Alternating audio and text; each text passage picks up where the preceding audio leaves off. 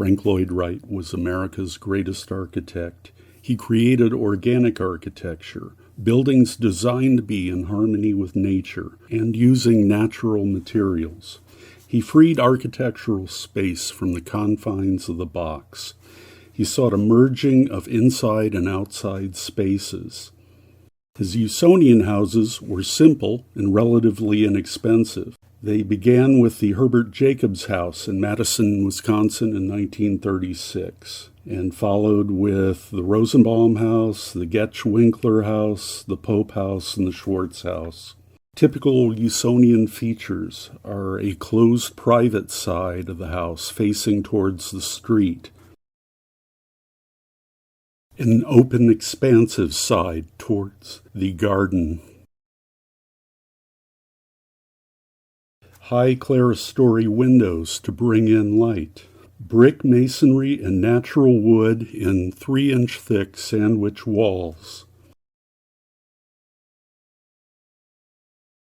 flat roofs at various levels. Wright's first designs for the Solomon Guggenheim Museum were done in 1943. Wright called the initial design a ziggurat. Wright spent decades fighting New York City building codes and red tape over its unique spiral design. The 60 years of living architecture, the work of Frank Lloyd Wright, was a traveling exhibition of photos and models that had already been to Europe and Mexico. In 1953, it was decided to hold the exhibition on the future site of the Guggenheim Museum in New York City. Wright designed a 10,000 square foot exhibition building on the future site of the Guggenheim Museum. The exhibition building had a steel pipe frame supporting a 20-foot tall shed roof of corrugated reinforced glass panels and cement asbestos building panels. The cemesto was chosen for its light weight and fireproof properties. The exhibition pavilion was built on a roughly 7-foot square module. Here Mr. Wright sits by a model of the Guggenheim Museum. A perforated garden wall connected the pavilion to a small single-story Usonian house. The garden wall becomes the east wall of the living room of the house. A narrow entry courtyard, barely 8 feet, separated the house from the exhibition pavilion. The house was made of 4 by 8 by 12-inch pottery red brickcrete concrete blocks.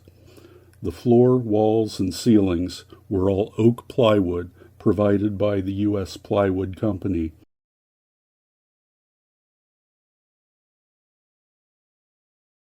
Exterior plywood panels were Weldtex panels with horizontal grooves cut in them to simulate the familiar board and batten walls of Usonian houses. The roof fascias had a row of dentils along the bottom to add interest. The hall windows had a familiar Usonian perforated plywood window screen over them for privacy. The drawings of the house were done in late August. The show ran 1 month, from October 22nd to November 29th of 1953. The house was deconstructed and the pieces auctioned in 1954. It was never rebuilt. The house was built on a 4-foot square module, easier to make with 4 by 8 plywood sheets. Here's the plan. We can see that the garden wall runs along the left side of the living room, seen at the far left. The roof is supported by the masonry of the fireplace, the kitchen stack, the 2 piers near the entrance, and the garden wall. The 26 by 32-foot living room with an open window wall of French doors to the south side. On the north side, there's a cozy seating alcove with a low roof deck. The house has tall clerestory windows to let in more light that may be blocked by the tall buildings surrounding the house site. The hall is lined with a long row of low storage cabinets with a row of windows above. The house has 2 bedrooms and 1.5 baths. The section here shows 2 roof levels in the living room.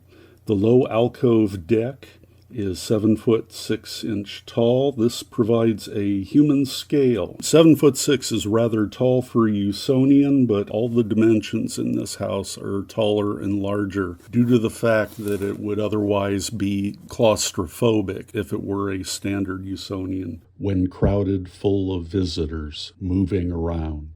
The high roof ceiling is at approximately 12 foot 6 inches. They're huge square clerestory windows to let in more light in the shadows of tall New York City buildings. They're 12-foot tall French doors that open to a garden and terrace to the south. The east wall of the living room is the perforated garden wall with glass blocks inset into it. Here we see Mr. Wright's section of the house.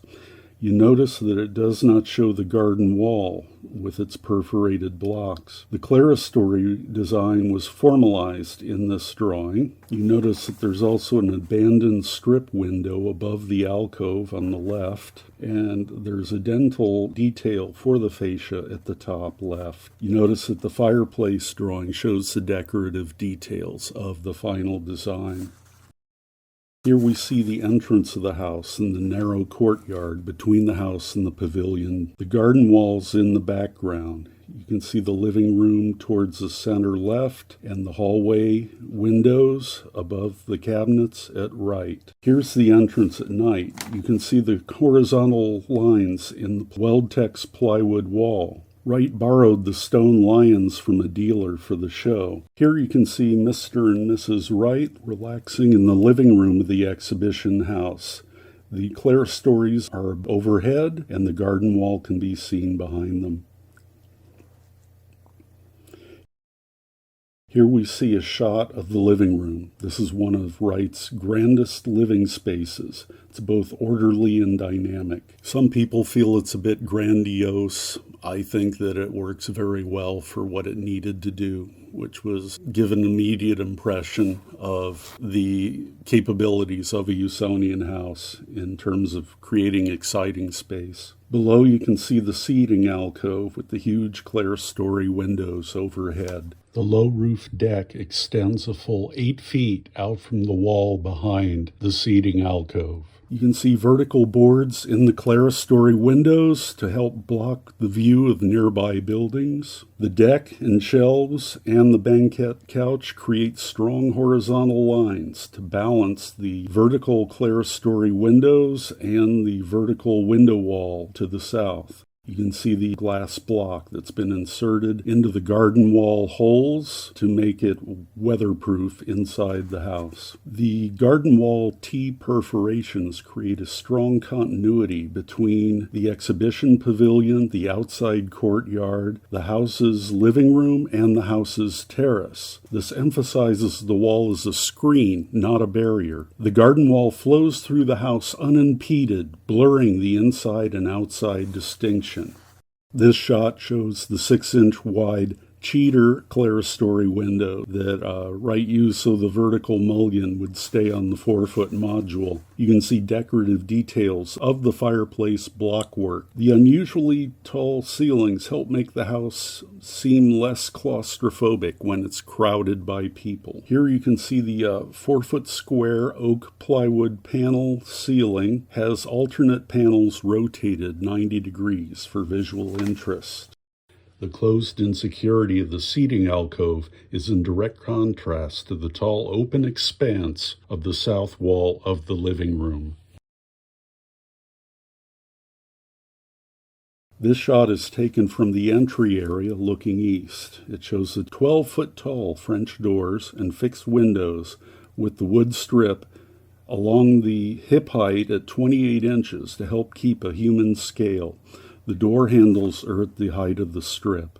You can see the pergola cutouts in the roof above the French doors. These allow even more light to enter the south side of the living room, perhaps too much, as we'll see. The 12-foot tall curtains are there to help block out excessive sunlight penetration into the house. This is perhaps a problem with this design. The low deck ceiling can be seen overhead. The fireplace is non-functional. If you look, there's no fire brick inside. You can see the dining room table at the right. Here's a detail shot of the fireplace. You can see alternate rows of fireplace blocks recessed at the vertical joints. And that looks like an electric heater sitting next to the fireplace. The model house probably had no plumbing or ventilation systems. It was built in a very short time. You can see that there's a small forest of plants that were placed on the low roof outside the clerestories. Here we're panning up the 12-foot tall doors on the south side of the living room. You can see the strong grain of the wood. It might be Douglas fir. You can also see that there's a dentilled fascia even inside the pergola cutouts.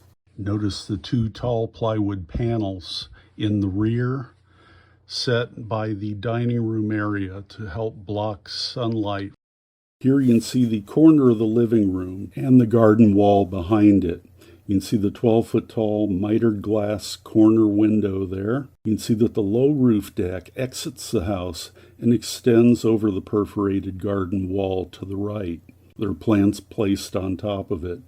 You can also see a low raised planter with a concrete block rowlock course. Here's the window wall, and this was taken from the fireplace on the left, panning to the dining room and kitchen areas.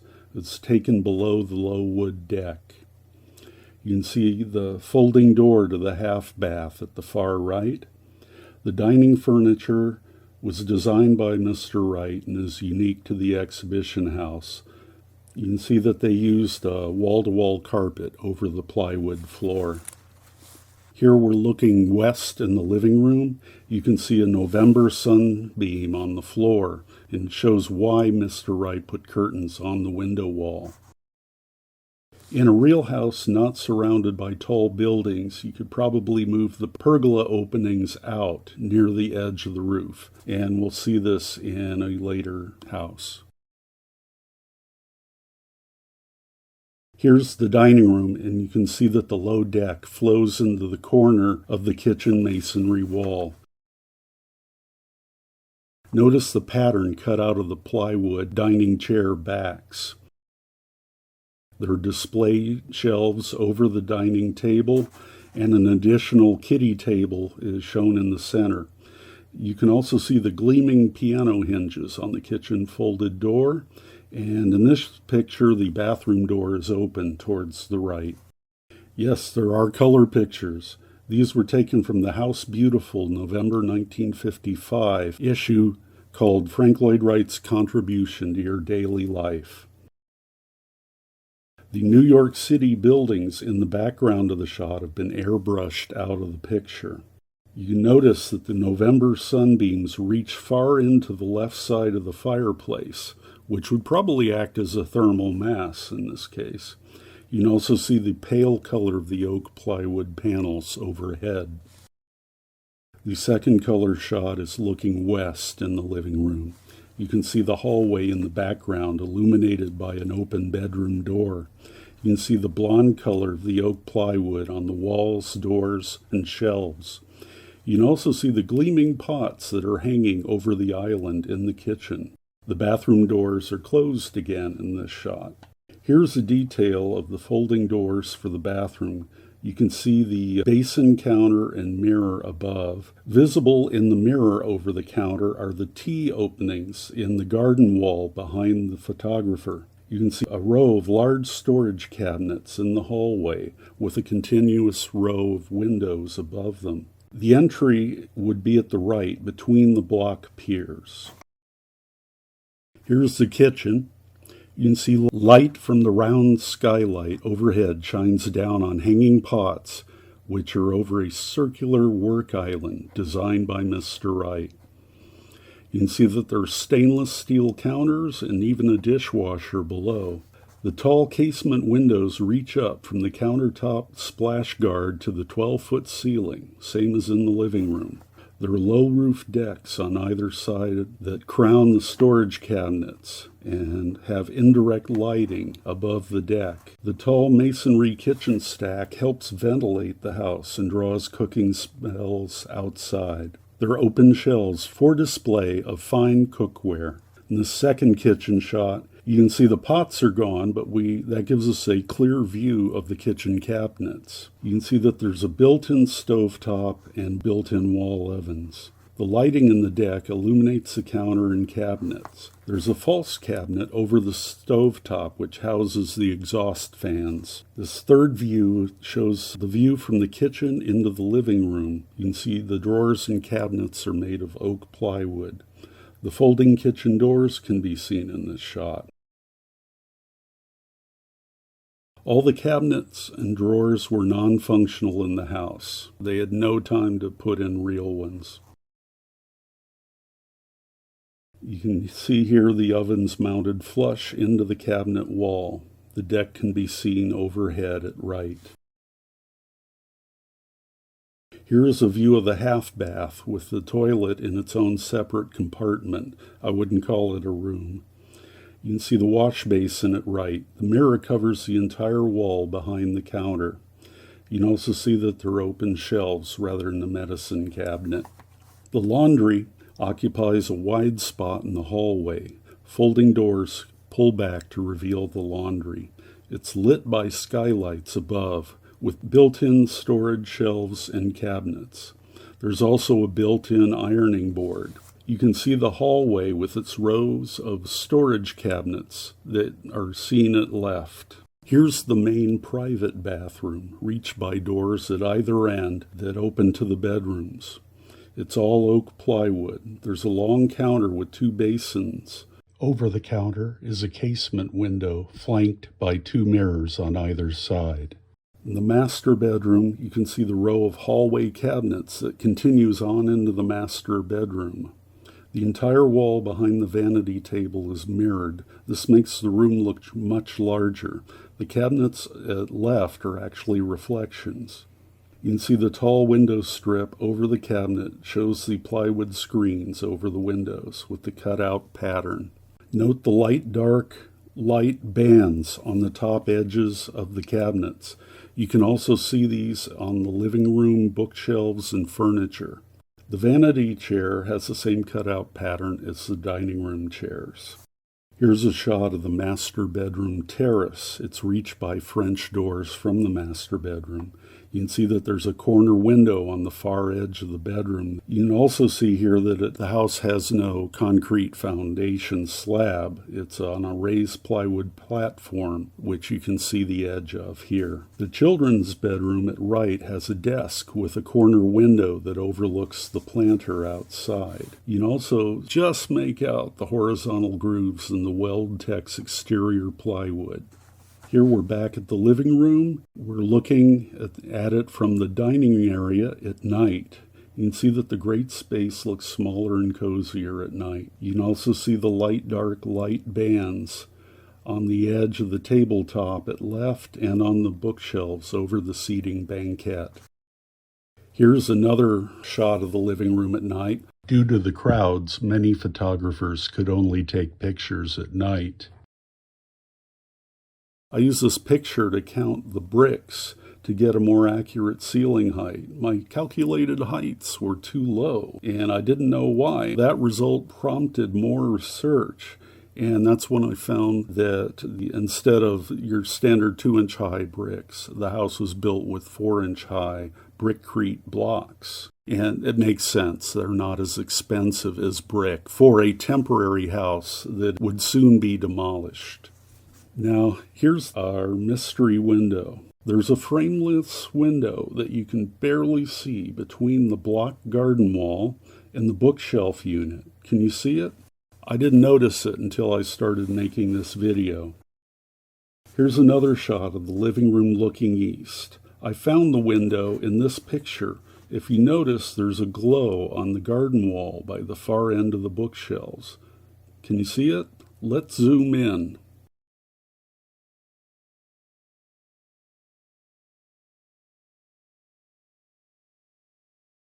Here's another shot of the phantom window. This is reminiscent of the frameless corner window in the Bachman-Wilson house. It allows you to see that the wall continues beyond the house and that the corner is not a boundary of confinement. I've colored this picture so you can see the window better. You can also see the light-dark light bands on the furniture and bookshelves.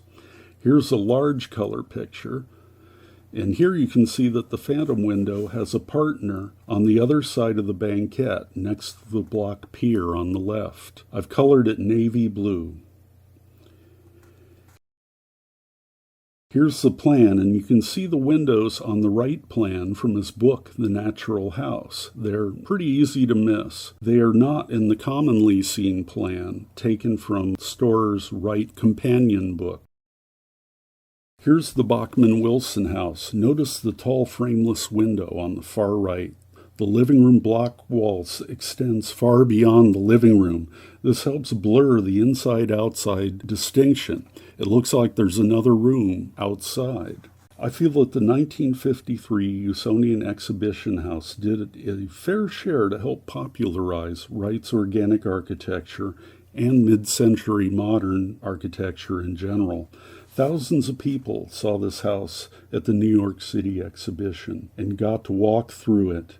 If memory serves me, I heard that as many as 30,000 people attended the exhibition. The exhibition house appeared in dozens of magazines and newspaper articles. Its tall, expansive space had great appeal to the general public. Frank Lloyd Wright was an architecture superstar in the 50s. This house showed that he had lost none of his skill over the years. As mentioned, this house is highlighted in Wright's book, The Natural House. The house was auctioned off, but the new owner couldn't build it due to poor health and local building restrictions. It sat in pieces in the builder's basement for 30 years. It was auctioned off again in 1984, but sadly the pieces were too badly deteriorated to reconstruct the house. The surviving bits were auctioned off again in the 90s. The house that only stood for 3 months and charmed thousands of visitors never stood again. Only pieces of furniture are left in various museums.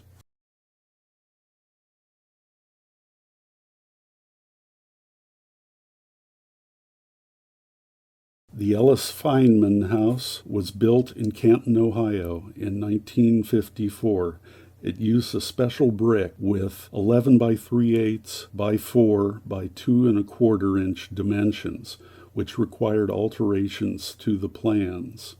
It's of a yellowish-orange color. The largest change to the exhibition house is the addition of a carport. The entry is on the far side of the carport and is reached by descending steps down to an entry courtyard with a quarter-circle brick wall. The perforated garden wall was moved from the east end of the living room to behind the banquette on the sitting alcove side or the north side of the living room. This caused privacy problems as visitors could look in the T windows on the wall. The living room ceiling was lowered to 10 feet. The clerestory windows are now more rectangular than square. The house retains the dentils on the roof fascia and the pattern cutouts in the plywood screens over the hallway windows. The Feynman house had suffered badly from the weather and aging.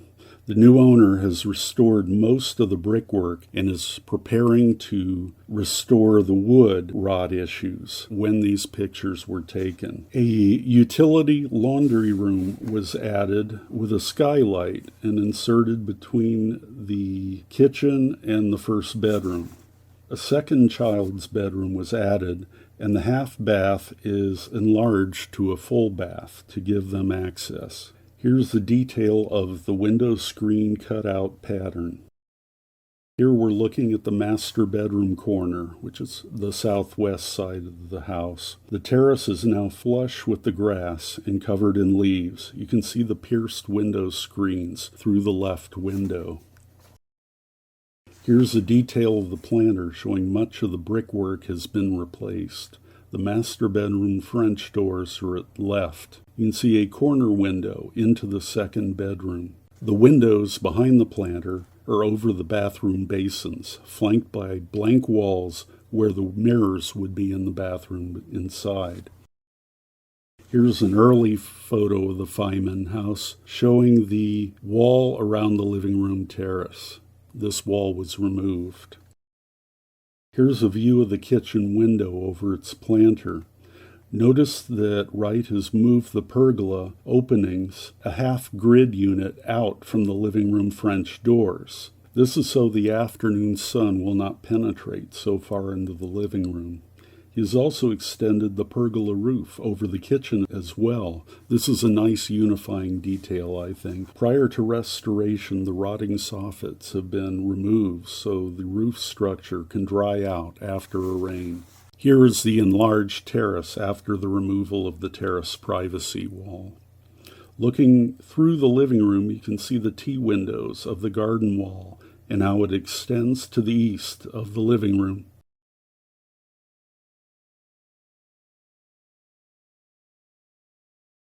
The low chimney apparently was not drawing well, hence the metal extension cap on top.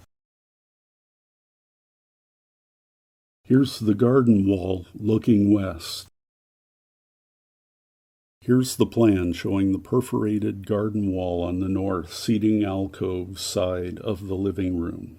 You can see repeating piers of the carport and steps leading down to the semicircular entry courtyard. The utility laundry room is tucked between the kitchen and the first of the 3 bedrooms. You can see the pergola opening in the roof moved out beyond the swing of the French doors.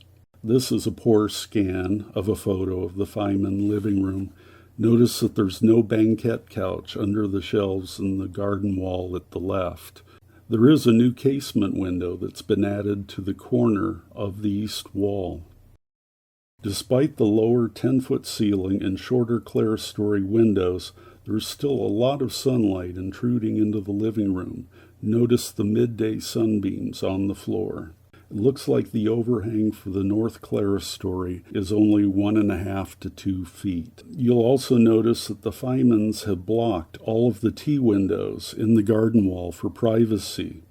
They were probably sick of overzealous Wright fans looking in through them. You know who you are. Here's the Feynman entry under the low deck roof. You notice the tile on the floor and that there are louvered shutters blocking the window to the right of the front door, again for additional privacy.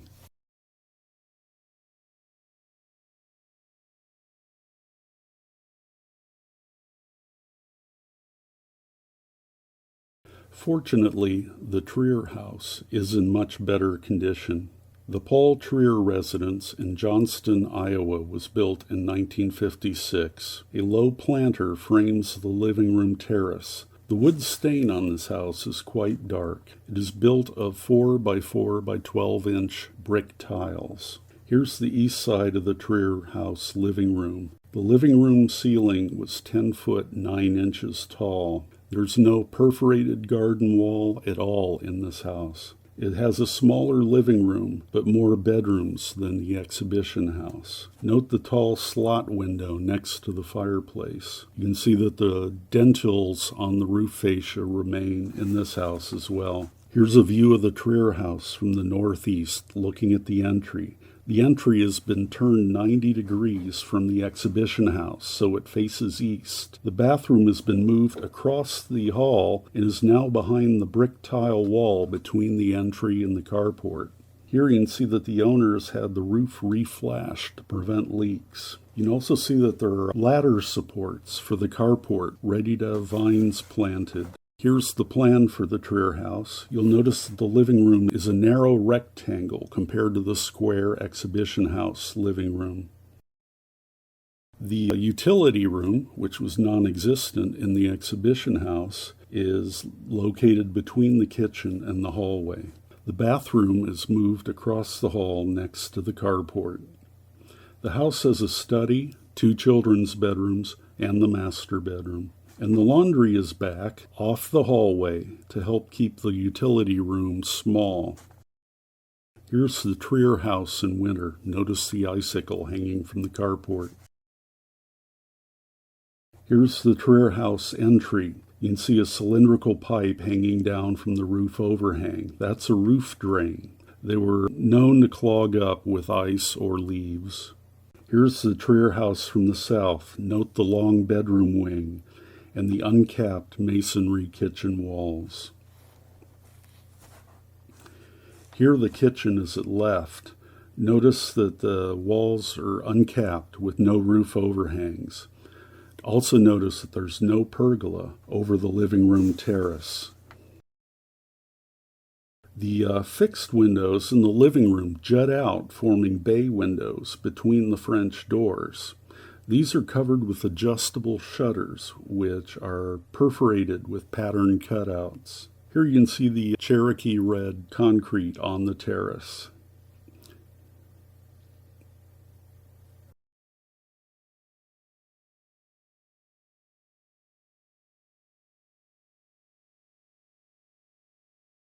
The Trier dining room furniture was quite similar to the exhibition house furniture as well. The Trier house is a beautiful living room. Note that the wood shutters on the window wall have been supplemented with curtains also. The roof overhang on the south wall is less than 4 feet. Notice the huge fireplace opening. Like many owners, the Triers could not find the right specified red fire brick for the fireplace and substituted the more common yellow fire brick. That's a Taliesin-style floor lamp in the corner. It's all indirect lighting from that lamp. And here you can see the banquette is back. In this photo, you can see how the strong horizontal elements of the banquette couch and the shelves above help balance all the vertical windows on the south wall. You can see the narrow slot window just to the left of the fireplace here. The Usonian Exhibition House may be gone, but it's left 2 beautiful children with us for us to remember it by.